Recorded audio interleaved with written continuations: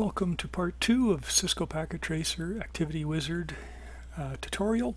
This one is going to talk about variables and how we can use them in the Activity Wizard.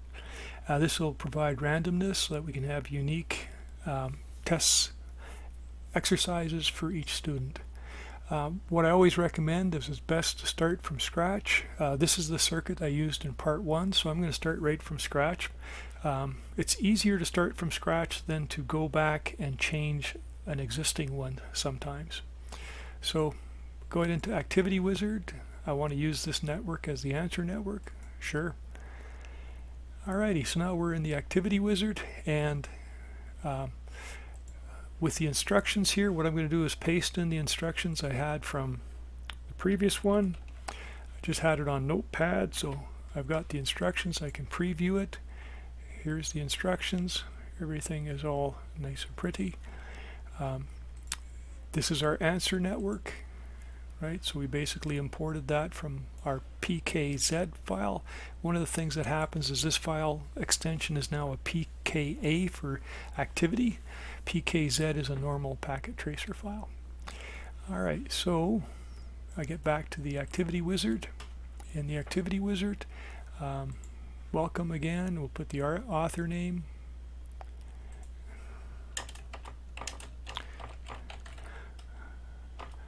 This way we know who to blame when it doesn't work.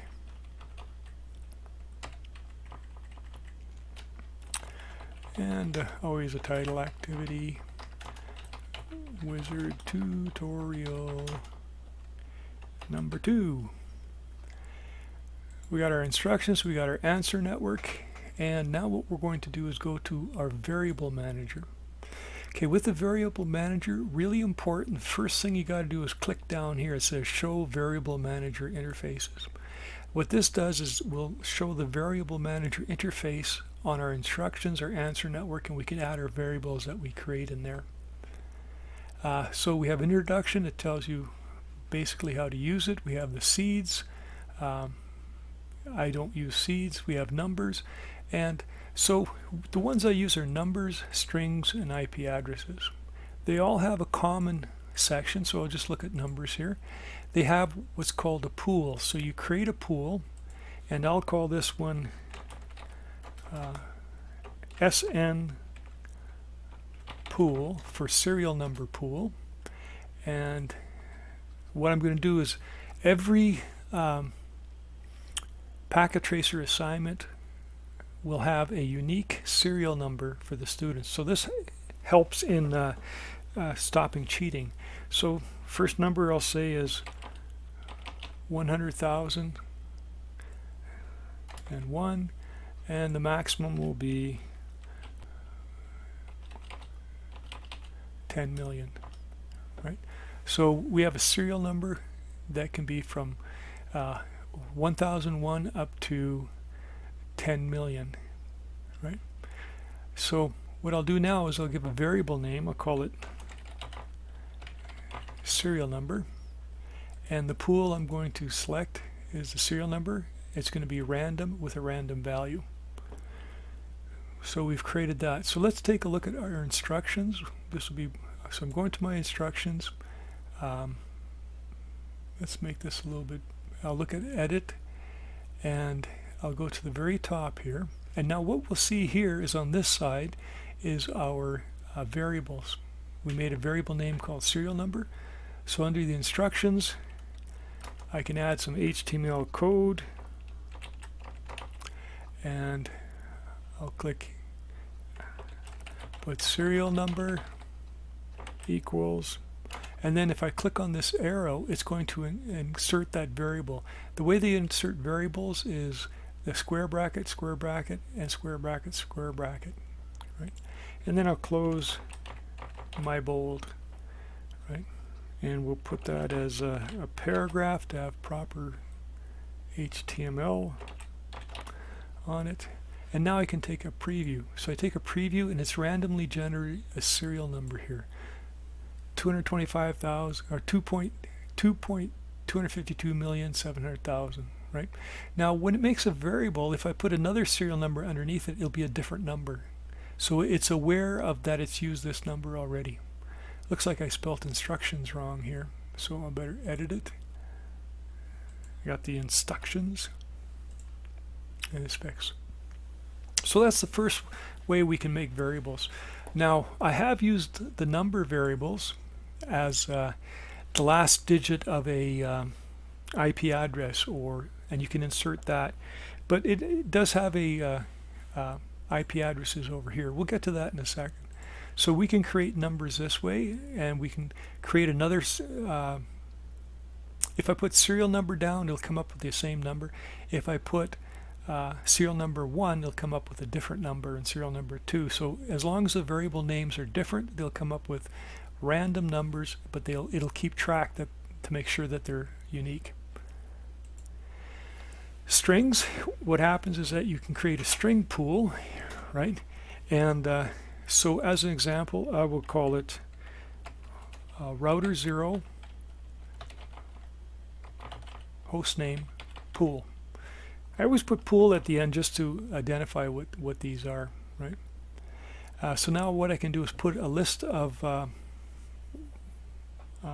router names that would work good. I could say R0-Brooks, and then you separate them, I believe, with a comma. Text field can contain text numbers. C's numbers are all separated by semicolons. Okay, so semicolons. And now I can put another one. I'll say R0 Calgary. Another one R0 Edmonton. As you can tell, we're in Alberta. R0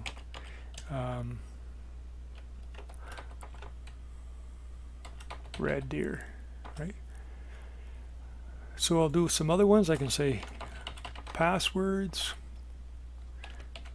pool. I guess I'd say just password pool. And then I can put some passwords. What I found is that if you use passwords for Packet Tracer, it's good to make them simple. Like I'll go Apple, right? Alternating lowercase and uppercase, right? So this is Apple.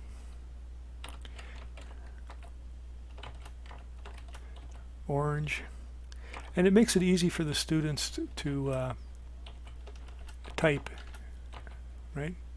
So I've got 3 passwords: apple, orange, banana, and VLANs. So we can have VLANs. So we can say this would be one sec here. Double click gets you back in. So say VLAN 10 pool, right? So I'll say first VLAN is guest. This is for VLAN 10. It could be visitor. It could be friends, right? So I've got 3 of those. I can create another one here. VLAN 99 pool. I don't like this. I wanted VLAN 10 pool, so I should watch what I'm typing, right? So, because I changed it to 99 pool. And then what I can do is I can say management, admins, IT, support, right? So now I got some VLAN 99. So I got our variables. These are our pools. These are the ranges that we're going to do. Now we're going to create our variable name. So the very first one, I'm just going to call it R0 hostname. And I'm going to select the pool, random. Okay. The next one is password. And I'm going to select it from our password pool. Next one is VLAN 10 name. And here's a VLAN 10 pool. VLAN 99 name. Select the pool. So you can see it's pretty straightforward. I'm just going to save this because I've done some work here. Activity Wizard number 2. Now, what happens is that it's changed into an activity wizard file, so it's changed its from PKT to PKA. That's why we only see this one. So I can save it here, and now I've got that saved, and now I can start using these ones. So I'll go back to my activity wizard here. I'll go to my instructions, and I'll go to edit HTML, and let's just take a look down here. We said we had our router host name. So over here we had our router 0 had a host name. So I'm going to edit it, scroll down. So you have to have an idea of, let's see if I can make this bigger. Normally this isn't this wide. Maybe I can make that smaller. Yeah, there we go. So it says router 0 is Brooks. So I'm going to delete that, and what I can do now is put router 0 host name, right? I can say over here we'll say password, and then I can put my password in here.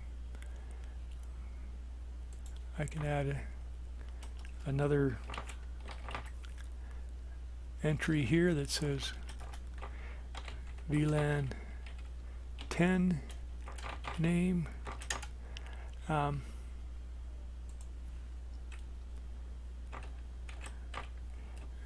close my, where the heck am I going? Okay. Close my HTML instruction for that. And I can say VLAN 99 name. And I just click on here and close it. Now I take a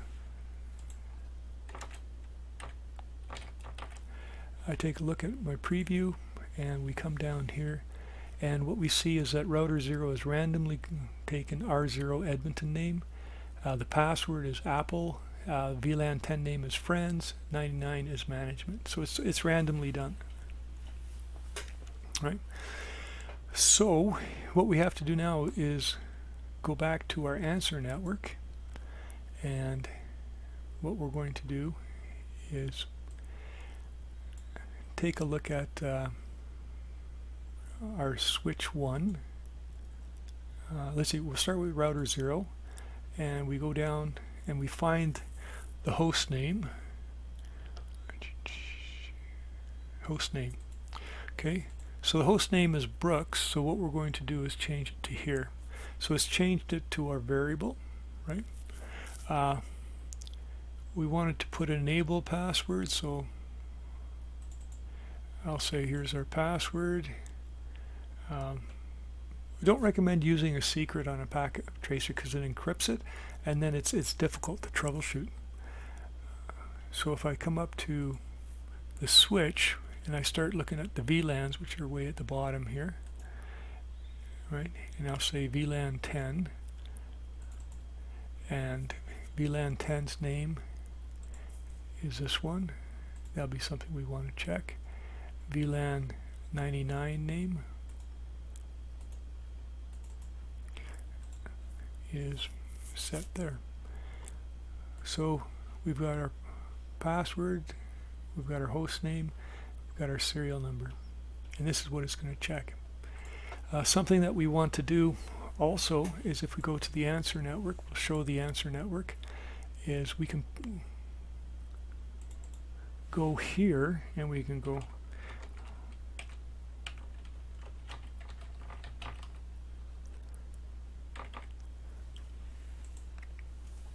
so it'll change this also, right? So this will become that. So when the student looks at it, so let's take a look and see if that actually works. I will test the activity, and I take a look here.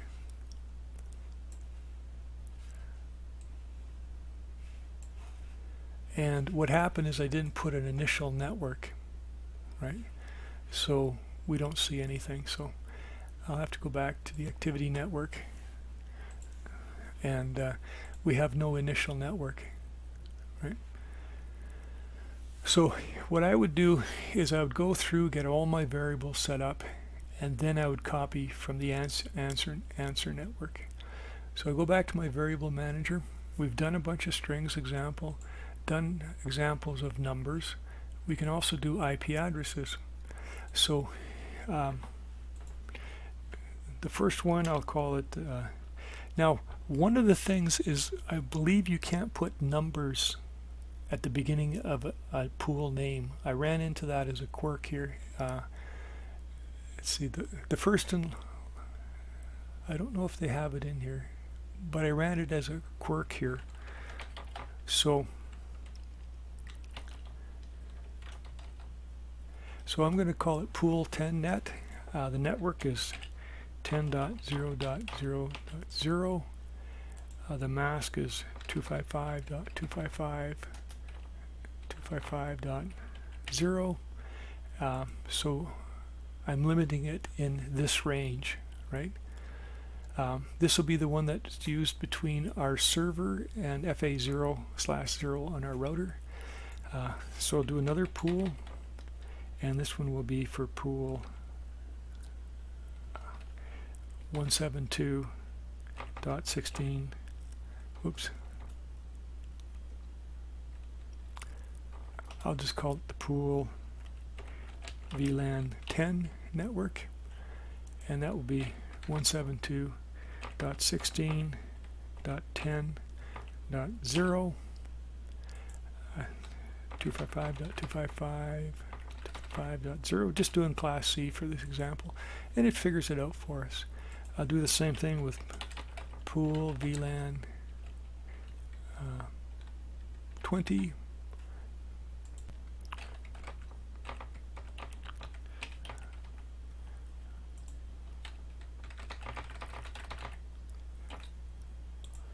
And I'm just going to skip ahead and I might as well do them all. They're pretty quick to do.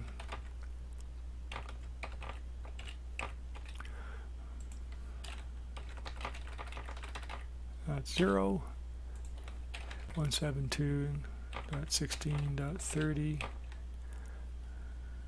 Oops, it was already there. As soon as I clicked that, I didn't have to type that in. Pool VLAN 99. I put VLAM.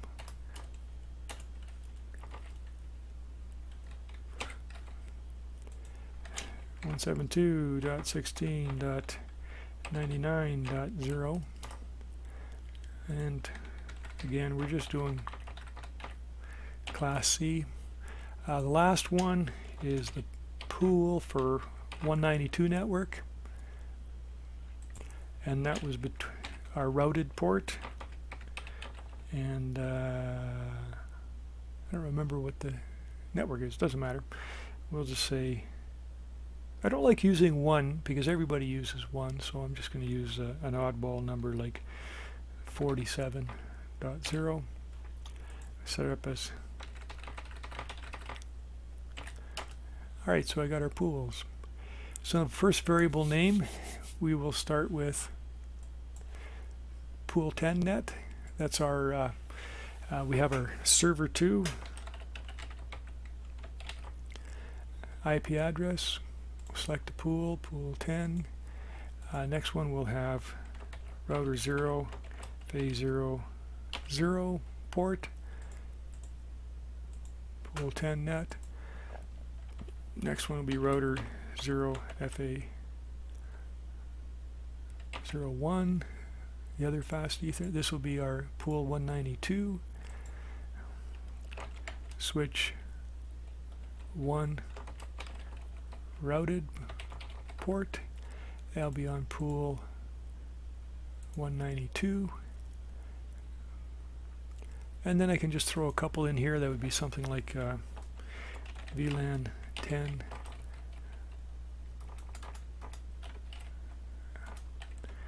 IP, and get that, and so on. So we basically fill it up like this, and we have these variables. Now what I can do is go to the answer network, and I can take a look at this, and I say R0, we have the host name is So I should check that so that it'll check it and the host name, right? And then what we want to do is take a look at our ports. So I go down to the ports, fast Ethernet 0/0.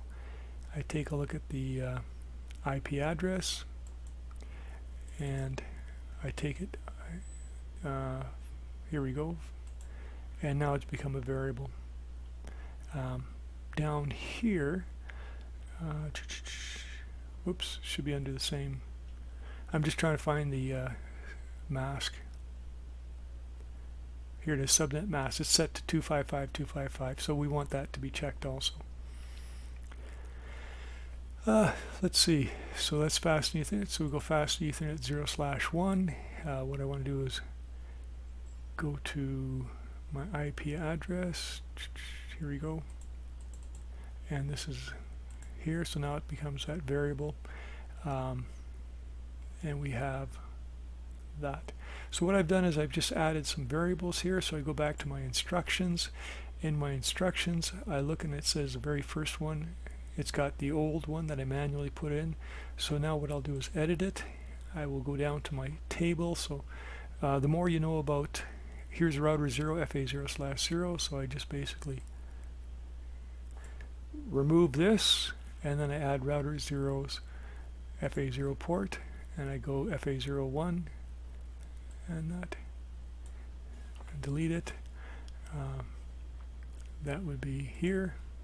And now if I do a preview, what we see is our router 0's got 10.0.0.169. It's got 192.168.47.147. It's changed. So let's go back to the switch 1 routed port. I have it here, so I'll go take a look at it. Switch 1 routed port. Here we are. Nope, that's not it. Right here. Now, this number that you see right here, %NBSP : that's the code to make a space. You don't have to put that in. I could just go like this and make a space. That would be working. That would work perfectly fine, right? But and this is the old standard. We just made a space. It was done. But the problem with that is if I do a whole bunch of spaces like this, it only shows up as one space. So if you had to make a whole bunch of spaces, you'd use this symbol here, right? So you can put a whole bunch of this. That way you can sort of tie things up. So routed port, I want to change this. Switch 1 routed port. I can take a look at VLAN 10 IP. Here's VLAN 10. I can just change this. Done. And I can do a preview. See what's going on here.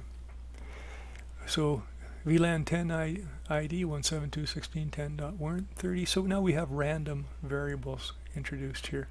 Now one of the things, our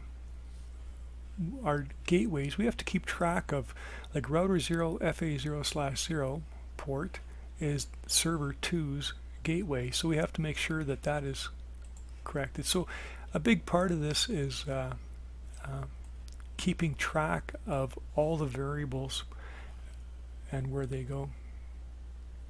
So I believe, let's just double check it. It should be a 10.10. We also have, I think we're good on that, right? So now we've introduced variables in.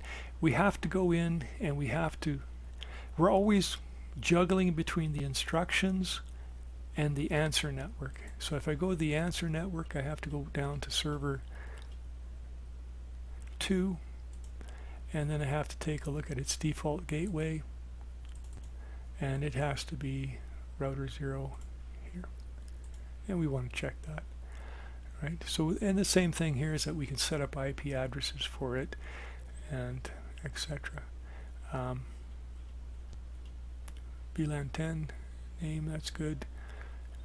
So you create a whole series of these, and you create you document it in the instructions, and then you go to the answer network and verify that you've put it in. So there's a lot of tracking of it. So we do save.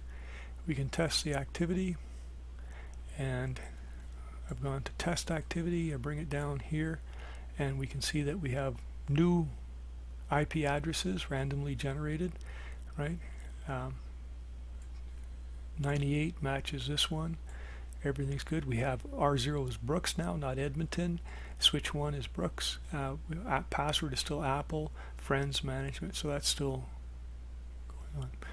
So what I'll do is I'll exit this, and we would save this, and then we'd have our packet tracer assignment.